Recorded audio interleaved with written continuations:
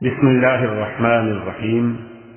منہج corporation Jeddah برائے production و ڈسٹریبیوشن آپ حضرات کی خدمت میں قصص الانبیاء کا مبارک سلسلہ پیش کرنے کی سعادت حاصل کر رہا ہے۔ اب آپ اس مبارک سلسلے کا 23واں حلقہ سماعت فرمائیں۔ اس میں قرآن نے بھی ایک واقعے کا ذکر کیا ہے کہ آپ کے پاس دو آدمی آئے، ان کا جھگڑا تھا اور انہوں نے آ کے کہا کہ حضرت آپ ہمارا فیصلہ کر دیجئے۔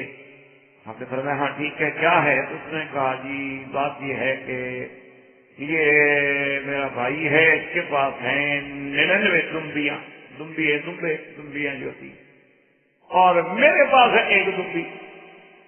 اب یہ اللہ کا بندہ کہتا ہے وہ ایک بھی مجھے دے دو۔ بھائی اس کے پاس 99 موجود ہے اور میری ایک برداشت نہیں کرتا۔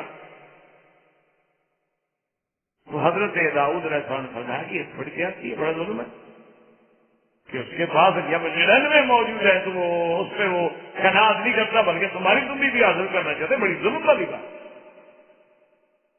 اور پھر اس کے بعد قرآن کہتا ہے کہ حضرت داؤد علیہ السلام کو بات سمجھ آئی کہ اچھا اس مسئلے کے ذریعے تو صرف میرا امتحان کیا گیا ہے، تو آپ اللہ کے آگے سجدے میں گر گئے اور اللہ تبارک و تعالیٰ سے مغفرت طلب کی اور اللہ تبارک و تعالیٰ نے ان کی مغفرت فرما دی۔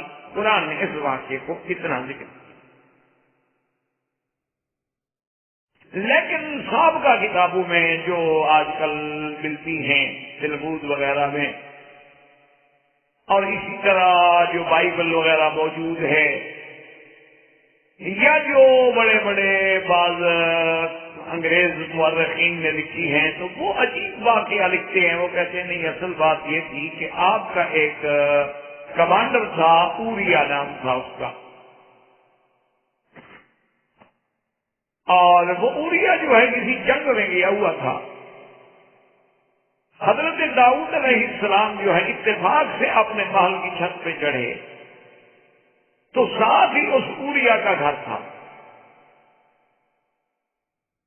اور حضرت داؤد علیہ السلام کا محل چونکہ بہت بلند تھا اس کے گھر سے، تو اتفاق ایسا ہوا کہ وہ گھر کے صحن میں تالاب تھا اور تالاب میں اوریا کی بیوی جو ہے وہ نہا رہی تھی، اور وہ اوریا اپنے گھر کے اندر نہا رہی تھی۔ اسے کوئی فکر تو تھا نہیں کہ مجھے کوئی دیکھے گا۔ حضرت داؤد علیہ السلام کی نظر پڑ گئی تو نعوذ باللہ آپ اس سے عاشق ہو گئے، اور پھر آپ نے اس کی بیوی کو بلوا لیا۔ اس نے کہا کہ نہیں، میں تو اپنا جو ہے اس کے اوریا کی بیوی ہوں اور میں کیسے آپ کے ساتھ رہ سکتی ہوں؟ تو نعوذ باللہ آپ نے اس کے ساتھ غلط عمل بھی کیا بغیر نکاح کے، اور پھر انہوں نے کہا کہ اچھا میں انتظام کرتا ہوں۔ تو انہوں نے اپنے فوج کے کچھ لوگوں کو ہدایات بھیجی کہ جنگ میں ایسے حالات پیدا کرو کہ اوریا ہر حال میں قتل ہو جائے، کسی حال میں بھی واپس نہ آئے۔ تو بہرحال اوریا کو قتل کرا دیا گیا، اور جب وہ قتل ہو گیا تو اس کی بیوی سے شادی کر۔ اس واقعے کے پیش نظر وہ کہتے ہیں کہ یہ قرآن پاک نے جو اشارہ کیا ہے دراصل یہ وہی ہے کہ آپ کے پاس تو پہلے بھی 100 عورت موجود تھی، یا 90 عورت یا 99 عورت موجود تھی، اور ایک اوریا کی بیوی خوبصورت تھی، تو آپ نے اس کو بھی حاصل کرنے کی کوشش کی۔ تو اللہ نے تنبیہ کے لیے ایک 2 بندے بھیجے جو جھگڑا لے کے آئے تاکہ آپ کو تنبیہ ہو کہ آپ نے یہ کیا کیا۔ تو بہرحال سابقہ کتابیں جو ہیں اس کو اس انداز میں پیش کرتی ہیں۔ حالانکہ یاد رکھیں اس کی وجہ یہ ہے کہ یہودی اور عیسائی جو ہیں وہ داؤد اور سلیمان علیہ السلام کو بادشاہ تو مانتے ہیں لیکن نبی نہیں مانتے۔ تو پھر بادشاہوں سے تو ایسی باتیں ہو جاتی ہیں، دنیا میں ہوتی رہتی ہیں، لیکن ہمارے ایمان میں اور قرآن و سنت کی روشنی میں تو داؤد علیہ السلام بھی نبی ہیں اور سلیمان علیہ السلام بھی نبی ہیں، اور نبی تو معصوم ہوتے ہیں۔ یہ جائے کہ نعوذ باللہ کسی کی بیوی کو دیکھیں اور پھر اس کو قتل کروا دیں اور پھر اس سے نکاح کر لیں، یہ عجیب بات ہوئی۔ تو یہ حکایت جو ہے دراصل یہ بالکل بے سند ہے اور روایات اسرائیلیہ سے ہے، اور وہ اتنا جیسے ہوتا ہے ندی کہ اتنی کتابوں میں آئی ہے کہ ہمارے بعض علماء بھی اس کو اپنی کتابوں میں نقل کر بیٹھے ہیں۔ اصل بات یہ نہیں تھی، اللہ معاف کرے، اللہ کے نبی زنا سے پاک ہوتے، معصوم ہوتے، اللہ کے نبی ایسا ظلم نہیں کرتے کہ کسی آدمی کو ناجائز قتل کروا اور اس کی بیوی سے شادی کرتے، اور شادی سے پہلے بھی اپنے محل میں بلا کے نعوذ باللہ اس سے زنا کر، استغفر اللہ ثم استغفر اللہ۔ یہ تو بہرحال کوئی عیسائی اور یہودی بدبخت جرأت کرے بات کہنے کی، کیونکہ ان کا تو مذہب یہی، آپ اخبار میں نہیں پڑھتے ہیں کہ راہ 11 سال لڑکی کے ساتھ بدفعلی کرتے ہوئے پکڑے گئے، اللہ معاف کرے۔ وہ تو عیسیٰ علیہ السلام کو بھی نہیں بخشتے، یہودی تو عیسیٰ علیہ السلام کو بھی بی بی مریم کا بیٹا نہیں مانتے، وہ کہتے ہیں وہ یوسف النجار کے بیٹے ہیں، اس سے نجائز تعلق تھا اور اسی سے یہ پیدا ہوا، اور اس نے پھر بہانہ بنایا، ایک ڈرامہ بنایا کہ بغیر باپ کے پیدا ہوا ہے۔ تو ہمیں تو یہودی اور عیسائی کی نظر سے تو نہیں پڑھنا ہے، ہمیں تو ایک مومن کی نظر سے پڑھنا ہے، اور ہمارا ایمان ہے کہ اللہ کے نبی پاک ہے، اگر ان سے کوئی غلطی ہو تو وہ ترک اعلیٰ ہوتا ہے، ترک اولا ہوتا ہے، بھول ہو سکتی ہے، نسیان ہو سکتا ہے، صحب ہو سکتا ہے، لیکن یہ تو نہیں کہ کبیرہ گناہ کا ارتکاب کیا۔ اسی لیے آپ سارے قرآن کا مطالعہ کریں، ظالموں نے یہ تو کہا کہ شاعر ہیں، ساحر ہیں، کاہن ہیں، جادوگر ہیں، نعوذ باللہ جھوٹ بولتے ہیں، لیکن کسی نے کردار پہ انگلی نہیں رکھی کسی پیغمبر، کریکٹر پہ اعتراض نہیں کر سکا۔ اس لیے اصل بات یہ نہیں تھی، اصل بات یہ تھی کہ حضرت داؤد علیہ السلام کو اللہ نے تنبیہ کی کہ یہ جو کچھ تم کرتے ہو یہ بھی میری توفیق ہے، عبادت کرنے دوں، روزہ رکھنے دوں، بادشاہی کرنے دوں، ذکر کرنے دوں، اگر میں نہ کرنے دوں تو آپ نہیں کر سکتے، آپ لا کے اہتمام کر دیں کہ کوئی مجھے نہ چھیڑے، تو جب آپ کا وہ وقت ہوتا تھا تو اس وقت میں کوئی داخل نہیں ہو سکتا تھا، دروازے بند ہوتے تھے، پیر لگا ہوتا تھا، لیکن فرشتے انسانوں کی شکل میں اندر آ گئے۔ تو دراصل یہ تنبیہ تھی، ایک ویسے قصہ بنا کے فرشتوں نے پیش کی، اور نہ اس کا حضرت داؤد علیہ السلام سے کوئی تعلق نہیں۔ اب حضرت داؤد علیہ السلام کے ساتھ ہوا کہ ہاں میں نے واقعی غلطی کی، یہ تو سب کو جو بھی ہوتا ہے اللہ کی توفیق سے ہوتا ہے، انسان کے پاس میں تو کچھ نہیں، مجھے تو 2 آدمی آ کے ڈسٹرب کر دیا انہوں نے، حتیٰ کہ میں ڈر گیا کہ میرے گھر کیسے آ گئے بغیر اذن کے اور بغیر دروازے کے، بغیر دربان کے۔ تو وہ جو اللہ کے ذکر سے غفلت تھی، اور اپنے ذہن میں انہوں نے خدمت خلق کو اور لوگوں کے حقوق کے فیصلوں کو اہمیت نہ دی بلکہ عبادت کو اہمیت دی، تو اس پہ تنبیہ ہو گئی کہ اصل عبادت یہ ہے کہ میرے بندوں کی خدمت کرو، یہ نفلی عبادت ایک نفلی عبادت ہے، لیکن میری مخلوق کی خدمت کرنا جو ہے وہ تو بہت بڑی بات ہے۔ اس لیے یاد رکھیں، کیونکہ اگر خدا نہ کرے خدا نہ کرے خدا نہ کرے زنا جیسی بات ہو تو اس کے بعد فوراً قرآن یہ تو نہ کہنا کہ یا داؤد انا جعلناک خلیفۃ فی الارض فاحکم بین الناس بالحق، کہ ہم نے آپ کو حاکم بنایا ہے، خلیفہ بنایا ہے، لوگوں کے درمیان میں فیصلے کریں۔ اصل مقصد یہ تھا کہ آپ نے جو اوقات عبادت کے لیے رکھ دیے اور اللہ کے مخلوق کا اس وقت آپ فیصلہ نہیں کرتے، ان کی فریاد نہیں سنتے، اس کا مطلب ہے کہ عبادت آپ کے نزدیک خدمت خلق سے مقدم ہو گئی، یہ غفلت تھی جس پر امتحان دیا۔ اور پھر جو غلطی ہوتی ہے پیغمبر کی، جیسے کہ اللہ نے خود فرمایا کہ آدم علیہ السلام سے بھول ہو گئی ہے، کہ آدم السلام تو کہتے ہیں ربنا ظلمنا انفسنا، ہم نے ظلم کیا، کیوں جتنا شان بڑی ہو وہ چھوٹی غلطی کو بھی بڑھا۔ تو بہرحال اس کے بعد سیدنا داؤد علیہ السلام کا مقام جو ہے، عظمت جو ہے، اللہ نے ان کو یعنی نبوت بھی دی اور شاہی بھی دی اور آپ کو معجزات بھی دیے، اور آپ کو سب سے بڑی عظیم نعمت ایک عظیم بیٹا دیا حضرت سلیمان نے۔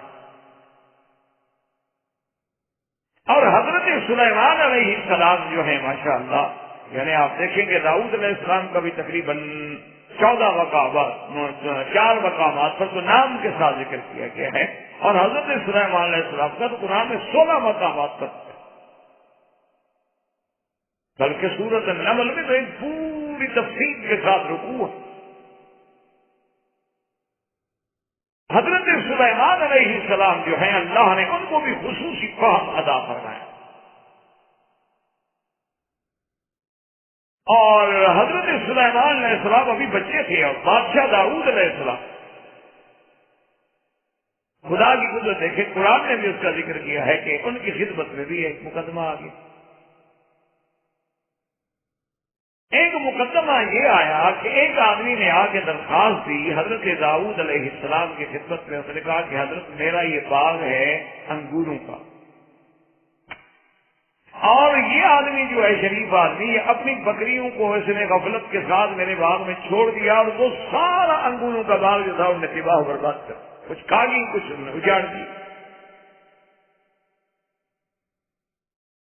اور میرا تو اس کے سوا کوئی گزر اوقات کا ذریعہ نہیں ہے، آپ مہربانی کریں فیصلہ فرمائیں۔ تو حضرت داؤد علیہ السلام نے مدعا علیہ سے پوچھا کہ واقعہ کیا ہے؟ انہوں نے کہا جی بات واقعی اس کا باغ ہے، لیکن میری بکریوں کا ریوڑ بہت بڑا ہے، جانور ہیں وہ بھاگ گئے اور میں نہیں سنبھال سکا، اور انہوں نے جا کے اس کو باغ کو نقصان پہنچایا ہے۔ تو حضرت داؤد علیہ السلام نے جب دیکھا کہ یہ معترف ہے، مدعا علیہ اعتراف کرتا ہے کہ واقعی میں نے نقصان پہنچایا ہے، تو انہوں نے کہا اچھا ایسا کرو اس باغ کی کتنا قیمت ہے؟ انہوں نے کہا 10,000 یہ میں مثال دیا۔ تو آپ نے فرمایا اچھا بھی اس کے مال کی قیمت کرو، جس 10,000 کا بکریاں جو ہے نا علیحدہ کرو، وہ 10,000 کی بکریاں علیحدہ کر۔ انہوں نے کہا چونکہ تم نے 10,000 کا نقصان کیا یہ بکریاں اس کو،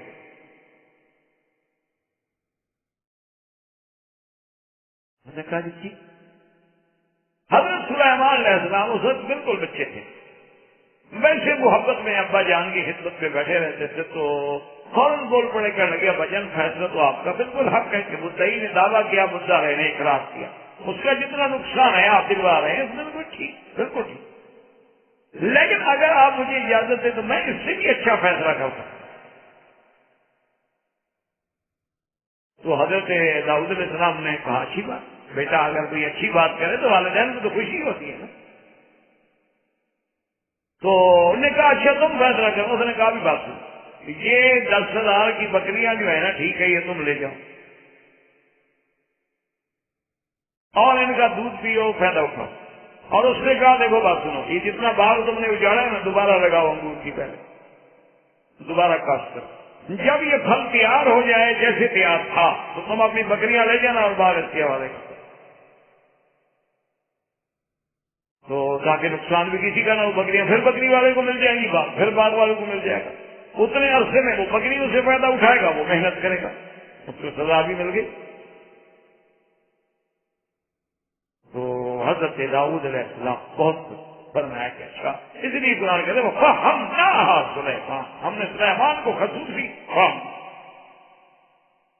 کہ اللہ نے ان کو ایسا قوت فیصلہ عطا۔ اور اسی طرح ایک فیصلہ جو ہے وہ بھی صحیح روایات میں موجود ہے کہ 2 عورتیں سفر میں تھیں، اور اتفاق کی بات یہ تھی کہ دونوں کے ہاں ولادت انہی دنوں میں ہوئی تھی۔ جیسے آپ دیکھتے ہیں نا جی، ایک دن میں 3 4 5 5 10 ولادتیں اکٹھی ہو جاتی ہیں ہاسپٹل میں۔ تو دونوں عورتوں کی ولادت جب ہوئی تو دونوں کے بچے سمجھے ہم عمر تھے، مثلاً 5 دن کا ہے وہ بھی 5 دن کا ہے، وہ 10 دن کا ہے وہ بھی 10 دن کا ہے۔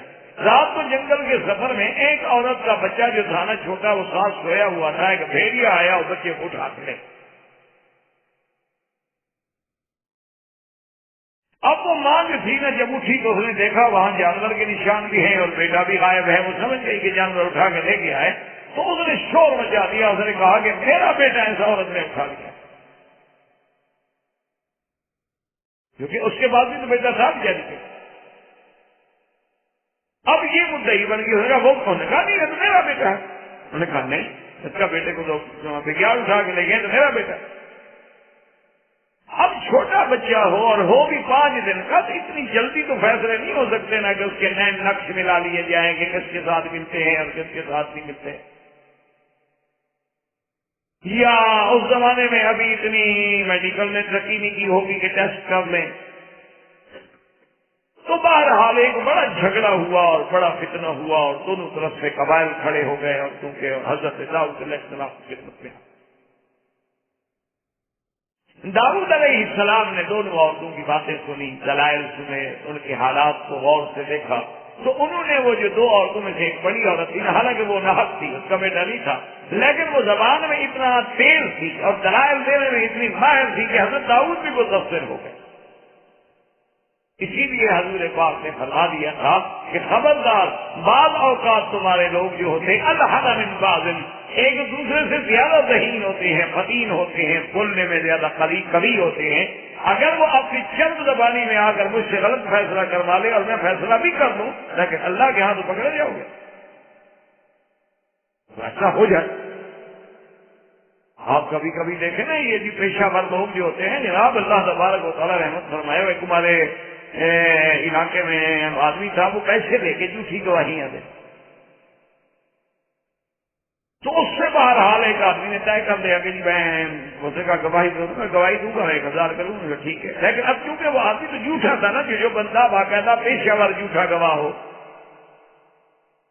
پولیس کا ڈاؤٹ ہو اور لوگوں کے فرضی گواہیاں دیتا ہو، تو اس پر بھی تو اعتبار مشکل ہوتا ہے، تو اس لیے اس نے کہا کہ دیکھو بات سنو، تم ہونا قابل اعتبار، تم گواہی دو گے، میں 1000 روپے جو ہے نا 7 بجے کو اکٹھے کھڑے ہو جائیں گے کیونکہ عدالت میں جب گواہی ختم کرو گے تو میں تمہیں پکڑوا دوں، پہلے میں نہیں دوں، یا بعد میں آ کے لے لو یا اندر ہی مجھ سے لے، پہلے نہیں۔ اس نے کہا ٹھیک ہے، گواہی کے بعد تو دو گے، گواہی کے بعد کیوں نہیں دوں؟ تو بہرحال اندر جا کے جب اس نے گواہی دی تو پوری جیسے اس نے سکھائی تھی کجرے سے پوری گواہی دے دی، اور اس کے بعد ہاتھ یوں کیے کہ مجھے وہ 1000 روپیہ ملے۔ اب اس نے سوچا گواہی تو ہو چکی ہے، بدبخت کو 1000 روپے دینے کی کیا ضرورت، اب گواہی تو اسے دے دی، جو ہونا تھا وہ ہو گیا۔ اس نے جناب ہاتھ کیا، اس نے کہتی کہ نہیں ہے پیسے، تو اب وہ جج صاحب جو لکھ رہے تھے تو اس کے فوراً بعد جج نے دیکھا، اس نے کہا کہ جی آپ کی کوئی بات رہ گئی ہے؟ اس نے کہا حضرت جتنا اس نے مجھے سکھایا تھا وہ تو میں نے کہہ دیا، تو ایک لفظ نے ساری گواہی کر دی، سکھایا کیا؟ انہوں نے جھوٹ ہی کہہ رہا تھا، یہ مجھے سکھا کے لے آئے تھے۔ تو اس لیے بعض لوگ جو ہوتے ہیں نا وہ الحن من بعض ہوتی ہیں، تو وہ عورت بھی کچھ اس طرح سرار تھی اور تیز تھی کہ حضرت داؤد اس کے حق میں فیصلہ کر دیا۔ حضرت داؤد علیہ السلام کے فیصلے کے بعد بعض روایات میں ہے کہ حضرت سلیمان وہی موجود تھے، بعد میں ہے کہ باہر کھیل رہے تھے، دیکھا کہ عورتیں جا رہی ہیں، لوگ بھی جا رہے ہیں، کچھ رو رہے ہیں، کچھ ہنس رہے ہیں، پوچھا کیا بات ہے؟ انہوں نے کہا ایسے فیصلہ تھا۔ انہوں نے کہا کہ بلاؤ ان کو، میں فیصلہ کرتا ہوں۔ وہ آگے انہوں نے کہا کیا بات؟ انہوں نے کہا جی بیٹا ہے، سفر میں تھے، ایک بچے کو بھیڑیا اٹھا کے لے گیا، وہ اس کا بچہ تھا، یہ خواہ میرے گلے پڑ گئی، میرا بچہ اٹھا لیا۔ تو اچھا ہے کہ حضرت داؤد علیہ السلام نے میری بات سن لی اور میرے دلائل قویہ کو دیکھ کے میرے حق میں فیصلہ کر دیا کہ میرا بیٹا ہے۔ اچھا ٹھیک، اس سے پوچھا سکا جی بچہ تو میرا ہے، میں کیا کروں؟ میں اپنا مقدمہ نہیں لڑ سکتا۔ تو حضرت داؤد علیہ السلام نے حضرت سلیمان علیہ السلام نے فرمایا کہ اچھا اس کا ہم فیصلہ کرتے ہیں، فرمایا کہ اللہ کو بلاؤ،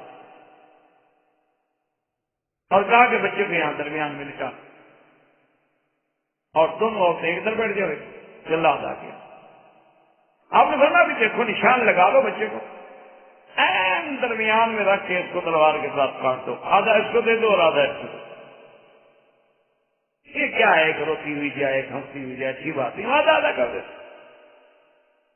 تو جو حقیقی ماں تھی نا بچے کی، اس نے کہا حضرت یہ میرا بچہ ہے ہی نہیں، اسی کا ہے، اس کو دے دیں۔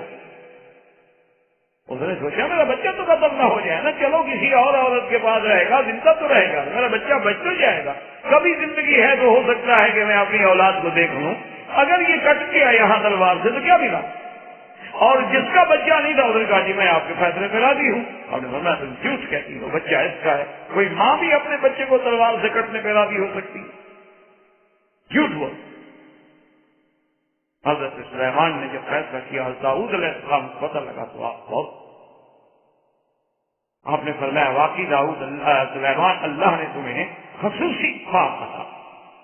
حضرت داؤد علیہ السلام کی وفات کے بعد حضرت سلیمان علیہ السلام کو اللہ تبارک و تعالیٰ نے تخت سے بھی نوازا اور نعمتوں پہ بھی نوازا، جس کو اللہ نے قرآن میں بھی ذکر کیا، وَلَقَدْ آتَيْنَا دَاؤُودَ وَسُلَيْمَانَ عِلْمًا۔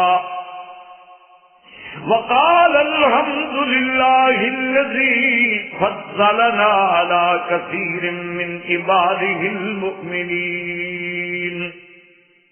وورث سليمان داود وقال يا أيها الناس علمنا منطق الطير وأوتينا من كل شيء إن هذا لهو الفضل المبين وحشر لسليمان جنوده من الجن والإنس والطير فهم يوزعون. اللہ تبارک تعالیٰ کہ ہم نے داؤد و سلیمان کو علم عطا اور انہوں نے اللہ کا شکر ادا کیا کہ اللہ نے ہمیں اپنے بہت سارے بندوں کے خدیجت عطا فرمائی ہے اور فرمایا کہ ہم نے سلیمان کو داؤد کا وارث بنایا. یاد رکھو کہ وارث سے مراد مال نہیں، وارث سے مراد نبوت و حکمت ہے. اگر ورثے سے مراد مال ہو تو اکیلے سلیمان تو بیٹے نہیں تھے داؤد علیہ السلام کے، داؤد علیہ السلام کے اور بھی بہت بیٹے. اسی لیے انبیاء کا مال جو ہے وہ میراث نہیں ہوتا بلکہ وہ صدقہ. اور اللہ تبارک و تعالیٰ نے موسیٰ حضرت سلیمان فرماتے ہیں کہ یا ایھا الناس لوگوں، اللہ نے مجھے پرندوں کی بولیاں بھی سکھا دی ہیں. اللہ تبارک و تعالیٰ نے جنوں کو بھی آپ کے تابع کر دیا، پرندوں کو بھی تابع کر دیا اور پھر ہر جانور کی بولی بھی سکھلا دی. یہ بھی اللہ نے علم عطا. اور اسی لیے حضرت سلیمان علیہ السلام کو اللہ نے جانوروں کی زبان بھی سمجھتے تھے، بولی بھی سمجھتے تھے اور آلات بھی سمجھتے. اتنا اللہ نے آپ کو علم عطا فرمایا تھا. اسی لیے قرآن نے اس واقعے کو ذکر فرمایا ہے کہ آپ سلیمان علیہ السلام اپنے لشکر کے ساتھ گزر رہے تھے.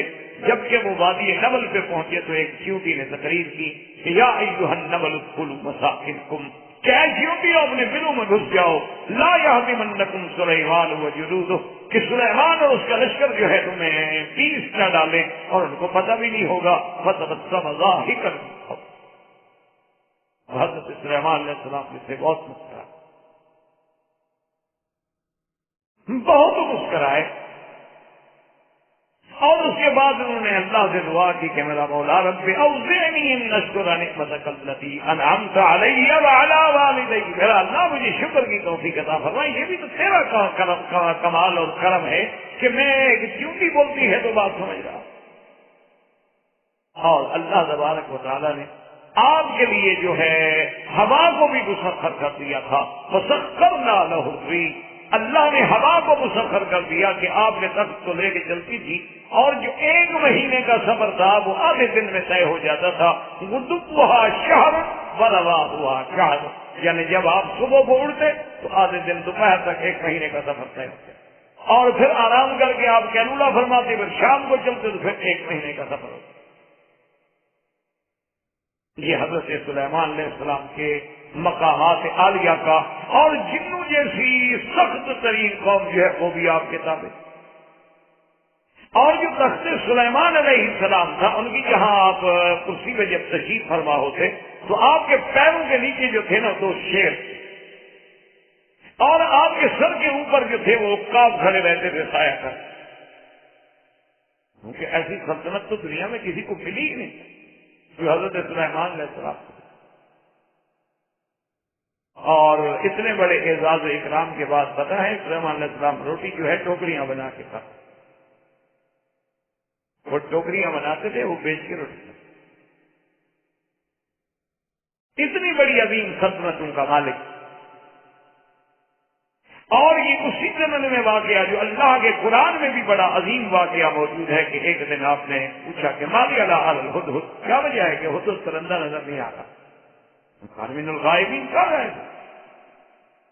اچھا خدا کی قدرت دیکھو کہ اللہ نے یہ علم ہدہد کو دیا تھا کہ وہ زمین میں چونچ مار کے اندازہ کر لیتا تھا کہ یہاں پانی ہے کہ نہیں ہے اور ہے تو کتنا نیچے ہے.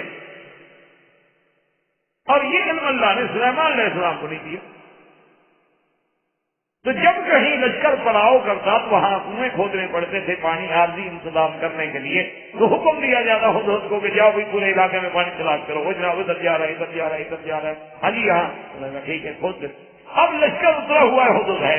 آپ نے فرمایا اچھا حدود غائب ہو گیا. لو عذبنه عذابا شدیدا اولاد بہرنا یا بالکل مذہب.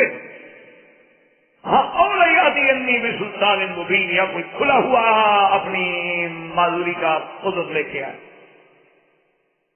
تو تھوڑی دیر گزری، جب حدود آیا تو حضرت جلال میں تھے. اس نے کہا حضرت ناراض نہ ہوں، انی احط بما لم تحط به، میں ایک ایسی خبر لایا ہوں جس کا آپ کو پتہ نہیں. میں تو ملک سبا سے آ رہا ہوں، اور ملک سبا میں تو حیران ہو گیا. میں نے دیکھا انی وجدت امرأة تملکہم، ان کی تو بادشاہ عورت ہے. یہ سبا جو ہے اصل میں یاد رکھیں یہ قوم تھی ساحل بحر احمر پہ جنوب کی طرف یمن کی طرف یہ قوم تھی، اور تجارت سے کرتی. اور یہ علاقے جو ہیں اس وقت جن کی حکومت تھی، اور یہ صنعاء جو ہے یمن جو ہے اس کے ایک مقابل پہ ہندوستان تھا اور دوسرے مقابل پہ حبش اور مصر تھا. یعنی اگر آپ اس کے نقشے کو دیکھیں تو ایک طرف آپ کو ہندوستان لگے گا اور دوسری طرف آپ کو حبش اور مصر لگے گا. اور یہی ہندوستان سے مال جو ہے یہاں پہنچتا تھا، اور پھر یہیں سے وہ امام مبین جو سڑک عظیم تھی وہ شام اور سارے یورپ کو سپلائی ہوتی تھی. اصل مال کا مرکز اصلی جو تھا وہ یہی سب سے یہی معارف تھا اور یہی وہ مقام تھا. یہ مرکزی مقام تھا تجارت کا. اسی لیے قریش بھی 2 دفعہ سال میں ایک دفعہ یمن جاتے تھے اور ایک دفعہ شام جاتے.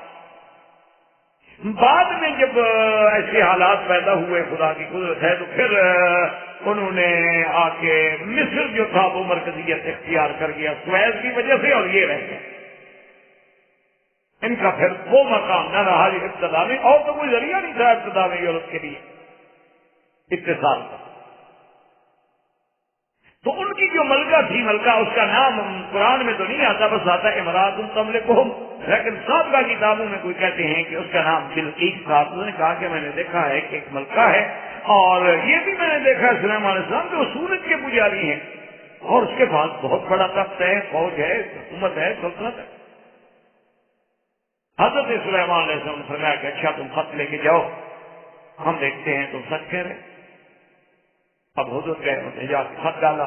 ملکہ نے خط پڑھا، اس نے اپنے کیبنٹ کو بلایا، اس نے کہا کہ سلیمان علیہ السلام کا خط آیا ہے، اور جس انداز میں یہ خط آیا ہے معلوم ہوتا ہے کہ وہ کوئی بہت بڑا طاقتور بادشاہ ہے کہ جس کی تعمیر کرنے کے لیے فرندے آ رہے ہیں. تو مشورہ دے. انہوں نے کہا جی مشورہ کی بات تو یہ ہے کہ ہمارے پاس قوت ہے، طاقت ہے، فوج ہے، ہم لڑ سکتے ہیں، لیکن جو آپ چاہیں. انہوں نے کہا اچھا ایسا کرتے ہیں کہ ہم پہلے ہدیہ بیچتے ہیں سلیمان علیہ السلام.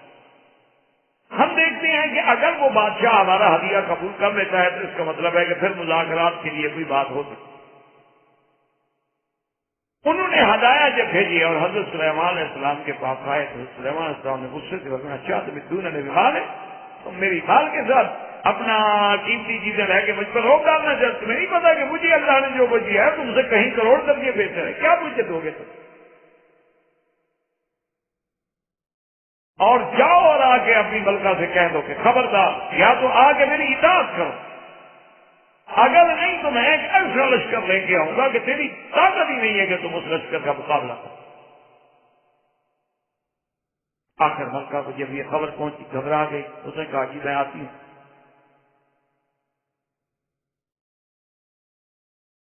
اسی لیے اللہ کی حکمت ہے نا، اللہ فرماتے ہیں کہ عورت سربراہ نہیں بن سکتی.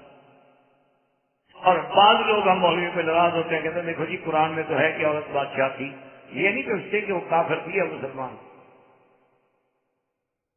تو اگر کوئی کافر عورت کام کرے تو اس کی اقتدا کرنا ہمارے اسلام میں جائز ہے. بات تو اللہ رسول کے حکم کی ہوتی ہے. اللہ تبارک و تعالیٰ تو اس کو 10 میٹر کی مسجد میں امام نہیں بناتا. آپ کہتے ہیں پورے ملک میں کوئی امام بنا رہے تو بچے سمجھی کی بات. اور حضور نے جب فرمایا بلقیس کا قصہ سنا تو آپ نے فوراً فرمایا نہیں یہ فلاح قوم ولوا امرهم امرأة، وہ قومیں کبھی فلاح نہیں پاتی جو اپنے امور کو عورتوں کے سپرد کر دیں. اسی طرح حضور نے فرمایا تھا کہ علامات قیامت میں ہے امورکم الی نسائکم، کہ جب تمہارے معاملات عورتوں کے ہاتھ میں آ جائیں اور تم پکے زن مرید بن جاؤ تو فرمایا فبطن الارض خیر من ظہرھا، پھر بہتر ہے کہ آدمی مر جائے. اس میں غیرت کی زندگی سے گزارنے سے تو بہتر ہے کہ مر جائے. زمین کے اوپر چلنے کی کیا ضرورت ہے، اس سے پیٹ میں چلا جائے۔ بہرحال جب وہ آئی تو حضرت سلیمان نے حکم دیا اس کے آنے سے پہلے، آپ نے سنا ایکم یاتینی بعرشہا، کون ہے جو اس کا تخت لے کے آئے میرے پاس؟ قال عفریت من الجن، ایک جن تھا، عفریت کہتے ہیں زیادہ شرارتی، زیادہ سخت، زیادہ قوی ہو۔ اس نے کہا جی میں بھی آتا ہوں، لیکن اتنی دیر لگے گی جتنی دیر آپ مجلس میں بیٹھتے ہیں نا 1-2 گھنٹے، ہم اس سے مجھے جلدی ہے۔ قال الذي عنده علم من الكتاب انا اتيك به قبل ان يرتد اليك طرفك، آپ کے صحابیوں میں سے ایک صحابی تھے، اس کا نام تھا آصف بن برقیہ، اس کے پاس اسم اعظم کا علم تھا۔ اس نے کہا حضور اگر حکم دے نا وہیں يرتد اليك طرفك، آپ ذرا آنکھیں تو بند کریں، آنکھیں کھولیں گے تو انشاءاللہ میں لے آؤں گا کہ کھل ہی سکتا ہے۔ اور اسی طرح حضرت سلیمان علیہ السلام نے حکم دیا کہ بھائی ایسے انتظامات کیے جائیں کہ ایسا راستے میں ایسے محل میں جب داخل ہو، کیونکہ حضرت سلیمان نے ایسی تعمیرات کی تھی جو تاریخ میں بیت الرب، بیت الملک اور بیت الملک اور اسی طرح تدمر کی وہ عظیم الشان عمارتیں جن کو بعد میں رومیوں نے اپنے ہیکل بنا لیے، سب حضرت سلیمان کی بنی ہوئی۔ بیت المقدس، ہیکل سلیمان، یہ سب تعمیرات جو ہیں حضرت سلیمان علیہ السلام کے زمانے۔ تو اب جناب حضرت سلیمان علیہ السلام نے ایک حکم یہ بھی دے دیا کہ ایسے انداز میں ایسا کریں کہ وہ شاہی محل کا جو راستہ ہے نا، نیچے ہاؤس بنا دیں، اوپر شیشے کی چھت ڈالتے ہیں، نیچے پانی لبالب بھرا ہوا ہو۔ اب جناب وہ ملکہ جب وہاں پہنچی تو اس نے سمجھا کہ یہ تو پانی ہے، شاید یہاں کوئی ایسا انتظام ہوگا کہ پہلے پانی میں چل کے پھر محل میں داخل ہونا پڑے گا۔ فکشفت عن ساقیہا، اس نے اپنی پنڈلیاں کھول لی تو اس کو کہا گیا کہ بیٹی یہ کیا کر رہی ہو؟ ھذا زرع ممرد من قواریر، یہ پانی نہیں، اوپر تو شیشہ ہے، پانی تو نیچے ہے۔ قالت رب انی ظلمت نفسی، اس نے توبہ کی اور اس کے بعد اصلاح لے آئی۔ تو بہرحال بعض لوگوں نے اسرائیلی روایات میں اس قصے کو بھی بڑا بڑا چڑھا کے پیش کیا ہے کہ بلقیس کی ماں جو تھی وہ جنیا تھی، اور حضرت سلیمان علیہ السلام دراصل یہ دیکھنا چاہتے تھے کہ واقعی یہ جنیا کی بیٹی ہے تو جن والے اثر اس کے بدن پہ پورے بال تو نہیں ہیں، اور یا بال ہیں، تو اس لیے انہوں نے یہ سارا سسٹم کیا تھا کہ کسی طرح وہ کپڑا اٹھائے گی تو ہم پنڈلیاں دیکھ لیں گے، اور سامنے بیٹھے ہوئے تھے۔ نعوذ باللہ، پھر اس دور کے کسی بادشاہ کا اور محمد شاہ رنگیلے کا فرق تو کوئی نہ ہوا، نہ نبی میں نہ اس میں۔ انا للہ و انا الیہ راجعون۔ بھائی جس کے جن تابع ہیں، پرندے تابع ہیں، ایک عورت کی تحقیق کرنا اس کے لیے مشکل ہے۔ کسی جنیا کو حکم دیتے کہ دیکھ کے آ جاؤ، بس ختم ہو گئی بات۔ جو لوگ اس کے لیے اتنا بڑا تخت یمن سے اٹھا کے شام میں لے آتے ہیں پلک جھپکنے میں، ایک عورت کے بارے میں تحقیق نہیں کر سکتے، اتنا بڑا جھوٹ اور نبیوں پر۔ اصل بات یہ تھی کہ حضرت سلیمان علیہ السلام اس کو توحید کا سبق دینا چاہتے تھے کہ دیکھو بی بی، تم نے سورج کو خدا سمجھ لیا ہے، جیسے یہاں تم نے شیشے کو پانی سمجھ لیا، تم نے یہاں بھی تو دھوکہ کھایا ہے نا۔ شیشہ مظہر ہے، پانی کو دکھا رہا ہے، پانی نہیں ہے۔ اسی طرح سورج مظہر خدا ہے، خدا نہیں ہے، تم دھوکے میں پڑ گئی۔ اس لیے فوراً کہا کہ انی ظلمت نفسی، میں نے خدا کیا، اسلمت مع سلیمان، فوراً اسلام۔ تو یہ سارا انتظام اللہ کی توحید کے، یہ سارے انتظامات جو تھے اس لیے نہیں کہہ گئے تھے نعوذ باللہ کی کسی عورت کی تحقیق۔ اس کے بعد پھر آپ نے ملکہ بلقیس کی شادی جو تھی ملک ہمدان سے کر دی اور اس کو اس کی سلطنت پہ برقرار رکھا، لیکن بادشاہ اس کا خامن۔ اور حضرت سلیمان علیہ السلام اس کے بعد جب ان کو احساس ہوا کہ اب میری عمر زیادہ ہو رہی ہے اور لازمی بات ہے کہ موت تو آنی ہے، موت سے تو کسی کو مفر نہیں، تو ابھی جو ہے بیت المقدس کا بہت بڑا کام جو ہے وہ باقی ہے۔ تو حضرت سلیمان علیہ السلام نے ایسا انتظام کیا کہ ایک شیشے کا کمرہ، اور شیشے کے کمرے میں کھڑے ہو گئے اور جنوں کو بلایا سرداروں کو کہ دیکھو تم یہ کام جاری رکھو، میں ذرا عبادت کے لیے اندر جا رہا ہوں اور میں کچھ دن عبادت کروں۔ انہوں نے کہا یہ ٹھیک۔ وہ اپنے اپنے کام میں لگ گئے، حضرت سلیمان علیہ السلام عبادت کے لیے مشغول ہو گئے، اور اسی عبادت میں آپ ایک لکڑی کو سہارا بنا کے کھڑے ہو گئے، اور اللہ تبارک و تعالی نے حکم دیا فرشتے کو کہ اسی طرح کھڑے کھڑے میرے سلیمان کا روح قبض کا، روح قبض ہو گیا، لیکن سلیمان کھڑے۔ وہ جن جو تھے جو کام کرنے والے تو بڑی مشقت کے کام تھے نا، تو بڑے بڑے پہاڑوں کو توڑنا اور محل بنانے، اور وہ آگے دیکھتے بھی اسلام کہتے جی نماز پڑھے ابھی آئیں گے تو پھر ماریں گے، کام کرو گے شامت۔ وہ جناب کام میں لگے رہے، اور اتفاق ایسا ہوا کہ جب عمارتیں مکمل ہو گئی اور اللہ نے بھی اپنا فیصلہ دکھانا تھا کہ ابھی کوئی جنوں کو علم غیب نہیں ہوتا۔ یہ لوگ کہتے ہیں نہیں میرے جن تابع ہیں غیب کی خبریں لے آتے ہیں، تو ان کو تو اپنا پتہ نہیں ہوتا تمہارے غیب کی خبریں کہاں سے لے۔ تو اب جناب یہ ہوا کہ اللہ نے حکم دیا 3 وقت کو کہ جناب پہنچو اور سلیمان علیہ السلام کی لکڑی کو ذرا نیچے سے کھانا شروع کرو۔ ساتھ نا لکڑی کا نیچے سے دیمک لگ گئی۔ اب دیمک نے کھانا شروع کیا تو کمزور ہوتا گیا، کمزور ہوتا گیا۔ جب وہ بالکل کمزور ہوا تو حضرت سلیمان علیہ السلام زمین پہ گرے۔ کہتے ہیں ما دلهم على موته الا دابة الارض تاكل من سأته فلما خر تبينت الجن ان لو كانوا يعلمون الغيب ما لبثوا في العذاب المهين۔ اب جب گرے تو اب جناب جنات کو پتہ لگا ہم تو 100 سال سے پتھر اٹھا رہے ہیں۔ اللہ نے فرمایا بدبختوں کے علم غیب ہو تو 100 سال پتھر اٹھاتے ہیں، تو پہلے دن بھاگ جاتے کہ سلیمان علیہ السلام بہت ہو گیا، ہمارا کوئی کیا بگاڑ۔ تو اس طرح حضرت سلیمان علیہ السلام کو بھی موت آئی، اور حضرت داؤد علیہ السلام اور سیدنا سلیمان علیہ السلام ان دونوں کو اللہ نے نبوت بھی، شاہی بھی اور بادشاہت بھی عطا فرمائی۔ اور ان کے بعد جب سلیمان علیہ السلام کا دور گزر گیا تو اس کے بعد پھر وہ بخت و نصر آیا جس نے آگے بیت المقدس سے تباہی۔ بیت المقدس کی تباہی کے بعد وہاں سے جو بندہ گزرا اس کا ذکر سورۃ البقرہ میں موجود ہے، لیکن قرآن میں نام نہیں لیا۔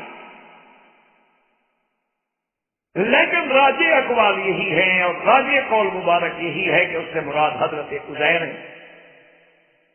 او کالذی مر علی قریۃ وہی خاویۃ علی عروشها، کہ جب انہوں نے آگے دیکھا قریہ بیت المقدس کو کہ بالکل اونی پڑی ہے، برباد ہو گئی ہے، تو بہت پریشان ہوئے اور کہا انا یحیی ہذہ اللہ بعد موتها، اب اس تباہی اور بربادی کے بعد اللہ پتہ نہیں اس کو کیسے دوبارہ زندہ کریں گے۔ اللہ نے فرمایا اچھا میری قدرت کے بارے میں بھی آپ کو تردد ہو رہا ہے، چلو ہم آپ کا امتحان لیتے ہیں۔ اللہ فاماتہ اللہ مئۃ عام، اللہ نے حضرت عزیر کو بھی 100 سال کے لیے تباہ کیا، موت۔ اب حضرت عزیر علیہ السلام 100 سال کے بعد اللہ نے حکم دیا زندہ ہو گئے، زندہ ہو گئے۔ اللہ نے فرمایا فرشتے سے ذرا پوچھو میرے پیغمبر سے کم لبثت، کتنا عرصہ گزارا ہے جی؟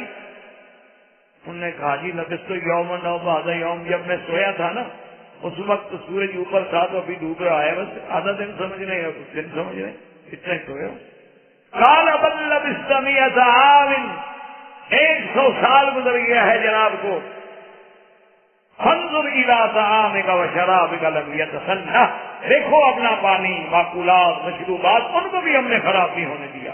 فانظر الی حمارک، اور اپنے گدھا کو بھی دیکھو، دیکھو اب اس کو کیسے زندہ کرتے ہیں۔ ہم کہتے تھے نا انا یحیی ہذہ اللہ بعد موتها، تو اب جناب ہوا چلی، ہڈیاں کٹھی ہو گئی، ان کے بعد ہڈیوں پہ گوشت چڑھنا شروع ہو گیا، 2 منٹ کے بعد گدھا کھڑا ہے آوازیں لگا رہا ہے۔ تو حضرت نے کہا باقی میرا اللہ آپ تو حقیق پہ قادر ہے، میرا ایمان ہے۔ اب جب آئے بیت المقدس میں تو کیا دیکھتے ہیں کہ جناب وہ تو آپ کی اولاد جو تھی، آپ کا بیٹا جو تھا اس کی عمر 118 سال ہو گئی، کیونکہ اب 100 سال تو بہت ہو گئے تھے، 18 سال کا تھا جب گھر سے نکلے تھے۔ ان کو آگے کہا کہ میں عزیر ہوں۔ انہوں نے کہا جی بات کیسے عزیر ہو بھائی، ایک 100 سال کے بعد جو ملے باپ تو کون پہچانے؟ تو بہرحال بیٹے نے کہا کہ اچھا بات یہ ہے کہ میرے ابا کے دونوں کندھوں کے درمیان میں ایک سیاہ داغ تھا، یہ نشانی ہے میرے ابا کی، ہم دیکھتے دیکھا تو داغ تو موجود ہے، انہوں نے کہا داغ تو ہے۔ اور لوگ آگے، ہم نے کہا کہ نہیں۔ حضرت عزیر کی علامت یہ تھی کہ وہ حافظ تورات، تو اگر آپ عزیر ہیں تو پھر ہمیں تورات سنائیں۔ تو حضرت عزیر علیہ السلام نے اپنے حافظے کے طور پہ دوبارہ تورات سنائی۔ اور بخت و نصر نے جب تباہی کی تھی، جس کو جان ملر ایک بہت بڑا انگریزی اسکالر ہے، اس نے بڑی کتابیں لکھی ہیں، بڑی تاریخ لکھی ہے، اس نے بھی لکھا ہے کہ جب بخت و نصر نے حملہ کیا تھا، جہاں اس نے قتل عام کیا یہودیوں کا، بنی اسرائیل کا، وہاں اس نے اس تورات کو بھی ختم کر دیا تھا۔ پھر عزیر نے آ کے، وہ عزیر نے لکھا، وہ کہتا ہے عزارا، حالانکہ نام حضرت عزیر، تو عزیر نے آگے دوبارہ تورات کو لکھا، یہ وہ بھی اپنی کتابوں میں اس کا ذکر کرتا ہے۔ تو عزیر علیہ السلام نے جب دوبارہ تورات لکھ دی تو اب جناب بنو اسرائیل جہاں معتقد ہونے سے وہاں کا لگے اچھا معلوم ہوتا ہے قالت الیہود عزیر ابن اللہ، بھائی اتنے عرصے کے بعد پھر تورات یاد لکھوا دینا، 100 سال مر جانا پھر زندہ ہو جانا، یہ تو اللہ کا بیٹا ہے۔ اچھا ابن اللہ ایک لفظ ہوتا ہے، ابن ایک ہوتا ہے ولد، بعض اوقات ابن کا معنی ہوتا ہے لاڈلا، جیسے ہم فرق کرتے ہیں نا بیٹے میں اور لڑکے میں، ہم کہتے ہیں لڑکا یہ میرا بیٹا ہے، یہ لڑکا ہے، تو اسی طرح ابن اور ولد میں بھی ایک فرق ہے۔ بعض کہتے ہیں کہ وہ کہتے تھے کہ اللہ کا لاڈلا اور چہیتا، لیکن بعض لوگ جو ہے وہ کہتے نہیں باقی اللہ کا بیٹا ہے۔ تو اس کی وجہ یہ تھی، وہ یہ تھی حضرت عزیر علیہ السلام کی، اور پھر تورات لکھی گئی، اور اس کے بعد وہی جانب یہ بھی کہتا ہے کہ پھر جب اس دور کے بعد کافی عرصے کے بعد ایک اور بادشاہ نے حملہ کیا، اس نے پھر بیت المقدس پہ بھی تباہی ڈالی اور تورات کو بھی جلا دیا، لہذا آج بھی وہ تورات محرف اور مغیر ہے۔ اور اس کے بعد پھر حضرت عزیر علیہ السلام کو بھی موت آئی اور صیہون میں دفن ہوئے۔ وآخر دعوانا ان الحمدللہ رب العالمین۔ برادران اسلام، واجب الاحترام بزرگوں، دوستوں، بھائیوں، عزیز نوجوانوں، قصص الانبیاء علیہم السلام کے دروس کے ضمن میں ہم نے سابقہ دروس میں حضرت سیدنا داؤد علیہ السلام اور سیدنا سلیمان علیہ السلام کے واقعات عظیمہ پڑھے، اور آج اسی ضمن میں ہم حضرت سیدنا زکریا علیہ السلام کے بارے میں اور حضرت یحییٰ علیہ السلام اور سیدنا عیسیٰ علیہ السلام کے بارے میں پڑھے۔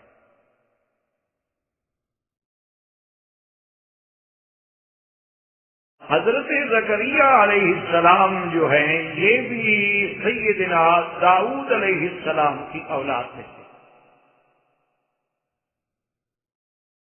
اور حضرت زکریا علیہ السلام کا ذکر جو ہے قرآن پاک میں تقریباً 4 سورتوں میں آپ کا ذکر مبارک ہے، اور آپ اللہ کے بڑے شان والے پیغمبر ہیں، اور آپ کی اہلیہ جو ہیں وہ سلالہ سیدنا ہارون علیہ السلام، اور سیدنا زکریا علیہ السلام جو ہیں یہ بھی ان پیغمبروں میں ہیں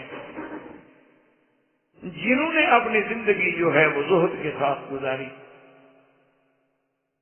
اور ایک صحیح حدیث مبارک میں یہ بھی آتا ہے کہ حضرت زکریا علیہ السلام کان نجارن، یعنی آپ بڑھی کا آپ کام کرتے تھے اور اس سے آپ اپنی روزی حاصل کرتے۔ اصل میں اگر ہم انبیاء علیہ السلام کے قصص مبارک میں اس بات پہ توجہ کریں کہ اللہ نے ہر نبی کو کوئی نہ کوئی عمل عطا فرمایا، یعنی آپ دیکھیں کہ نوح علیہ السلام کو اللہ سیدنا نوح علیہ السلام کو اللہ تبارک و تعالی نے کشتی بنانے کا کام سکھایا، یعنی درخان بڑھی کا کام سکھایا گیا، اور حضرت نوح علیہ السلام نے کشتی بنائی۔ اسی طرح حضرت زکریا علیہ السلام جو ہے کان نجار، اور حضرت داؤد علیہ السلام کو اللہ نے زرہ بنانے کا اور آپ کے ہاتھوں میں لوہے کو وَلَنَّا لَهُ الْحَدِيدَ أَنِ اعْمَلْ سَابِغَاتٍ وَقَدِّرْ فِي السَّرْدِ، اور میرے آقا سرکار دو عالم صلی اللہ علیہ وسلم نے یہ بھی ارشاد فرمایا ہے کہ میں نے بھی مکے والوں کی بکریاں چرائی، اور تقریباً ہر انبیاء علیہ السلام اپنے اپنے دور میں وہ بھی ان کو بھی ایسے حالات تھے۔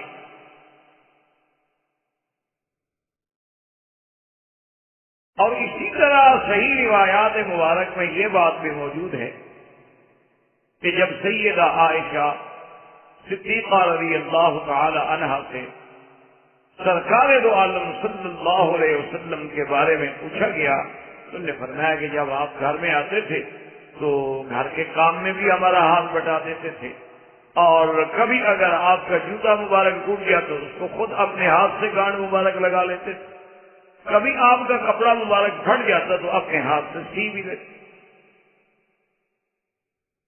اور اسی زمانے میں آپ نے سیدنا موسیٰ علیہ السلام کا تو باقاعدہ واقعہ قرآن میں موجود ہے کہ 10 سال تک حضرت شعیب کے ہاں آپ نے بکریاں چرائیں۔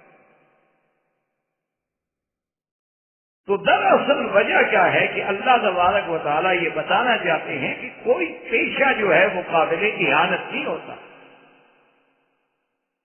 کوئی عمل جو ہے وہ قابل اہانت و تنقیص نہیں ہوتا۔ یہ تو بعد میں کفار نے زمانہ جاہلیت میں بھی، اور ہمارے انڈو پاک پر تو انگریز کی لعنت جب مسلط ہوئی تو انہوں نے یہ طبقات پیدا کیے کہ یہ جو پیشے ہیں، مثلا کوئی درخان ہے یا کوئی موچی ہے یا کوئی پڑھائی کا کام کرتا ہے یا کوئی کپڑا بنائی کا کام کرتا ہے، تو یہ بڑے حقیر ترین پیشے ہیں اور ان کو بڑا حقیر سمجھا گیا۔ اس کے وجوہات یہ تھے کہ وہ ایک امیر اور غریب کے درمیان میں ایک امتیاز رکھنا چاہتے تھے، حاکم اور محکوم کے درمیان میں، ذمہ دار اور اس کے ہاری کے درمیان میں، اسی طرح وڈیرے اور چودھری اور اس کے ماتحت علاقوں میں، تاکہ وہ لوگ غلاموں کی طرح ان کے سامنے رہیں اور انہیں کبھی یہ جرت نہ ہو اور وہ فطری طور پہ یہ سمجھیں اپنے آپ کو کہ ہم تو بڑے حقیر پیشے ہیں۔ ورنہ ہمیشہ یاد رکھیں کہ یہ پیشہ کوئی نہیں، اصل حقیر چیز وہ ہے جو قرآن و سنت کے خلاف ہو۔ ایک آدمی چوری کرتا ہے، ایک آدمی ڈاکہ ڈالتا ہے، ایک آدمی سود کھاتا ہے، ایک آدمی جوا کھیلتا ہے، وہ چیزیں حرام، وہ قابل اہانت ہے، قابل توہین۔ لیکن ایک آدمی مزدوری کرتا ہے، ایک آدمی درزی ہے، ایک آدمی حجام ہے، ایک آدمی سالون پہ کھڑا ہے، اور یہ سارے ہنر جو ہیں اور یہ سارے پیشے جو ہیں، اللہ کی حکمت ہے کہ اللہ نے ایک دوسرے کا ہمیں محتاج بنا دیا۔ یعنی جیسے ایک سرمایہ دار کا سرمایہ نہ ہو تب بھی گاڑی نہیں چل سکتی، لیکن بڑے سے بڑا صنعت کار یا سرمایہ دار اور مزدور کی محنت نہ ہو تب بھی گاڑی نہیں چل سکتی۔ اللہ تبارک و تعالیٰ نے آپ کے پاس بڑے سے بڑا قیمتی کپڑا ہو لیکن سینے والا نہ ہو تو آپ کیسے پہنیں؟ آپ کے پاس جناب بڑے سے بڑی شریعت و طاقت ہو لیکن جوتے کی بھی تو ضرورت ہے، کوئی جوتا بنانے والا ہوگا تو آپ جوتا خریدیں۔ تو یہ دراصل ہمیشہ یاد رکھنا ہے کہ یہ پیشے، اگر کوئی کام یا پیشہ قابل توہین ہوتا تو اللہ کبھی اپنے انبیاء کو وہ کام نہ کرتے۔ کیوں؟ انبیاء کی شان اتنا بلند ہوتی ہے کہ اللہ تبارک و تعالیٰ ان سے کبھی ایسا کام نہیں لیتے جو قابل اہانت۔ اور بعض مذاہب جو ہیں خیر وہ تو اپنی جاہلیت و عصبیت کی وجہ سے، جیسے ہندوازم ہے، ان کے ہاں اب بھی آپ دیکھ لیں اونچی ذات والے اور چھوٹی ذات والے، ان کے ہاں اب بھی جو اونچی ذات کے لوگ ہیں ان کا بالکل مقام ہی الگ ہے، چھوٹی ذات والے کو تو یہ حق ہی نہیں کہ ان کے سامنے آ کے بیٹھ سکے یا ان کے برتن کو ہاتھ لگا۔ یعنی اس دور میں بھی یعنی دنیا وہاں کتنا آگے چلی گئی، اور وہ ملک جو اپنے کمپیوٹر کی تعلیم پہ اور اس میں جدید قسم معلومات کی دنیا میں فخر کرتا ہو کہ میں اتنا آگے بڑھ گیا ہوں کہ بڑے بڑے ملک مجھ سے لوگ کام کرنے والے مانگ رہے ہیں، اس کی عصبیت کا یہ عالم ہو کہ ایک اونچی ذات ہے اور ایک چھوٹی ذات۔ اس لیے بہرحال سیدنا زکریا علیہ السلام کا عمل مبارک یہ تھا، اور اللہ کے نبی تھے، اور ہیکل سلیمان علیہ السلام جو حضرت سلیمان علیہ السلام نے مسجد اقصیٰ کے ساتھ تعمیر فرمایا تھا اور جسے جنات نے تعمیر کیا تھا، اسی کے اندر آپ کا قیام تھا۔ گویا وہ اللہ کے گھر کے اور صخرہ اور مسجد اقصیٰ اور ہیکل سلیمانی کے سب سے بڑے رکھوالے سمجھ لیں، سب سے بڑے ناظر سمجھ لیں، یا ان کو آج کل کے الفاظ میں جیسے کہتے ہیں کہ مجاور تھے، یعنی مستقل اپنے آپ کو وہاں رکھنے والا جو جیوار اختیار کر لے، ہمسائے کی اختیار کر لے، اور ایک قسم کا اپنے آپ کو لازم۔ اور آپ کے زمانے میں آپ کے خاندان میں سے ایک شخص تھے جن کا نام عمران تھا، اور وہ بڑا صالح تھا۔ بہرحال ان کے بارے میں یہ تو ہمیں نہیں ملتا کہ وہ نبی تھے، لیکن وہ ایک مرد صالح۔ ان کی بیٹی جو تھی امرأۃ عمران، وہ حاملہ تھی، اور ان کے خاوند حضرت عمران بہت۔ احباب کرام، اس کے بعد اب آپ اس مبارک سلسلے کی CD نمبر 24 سماعت فرمائیں۔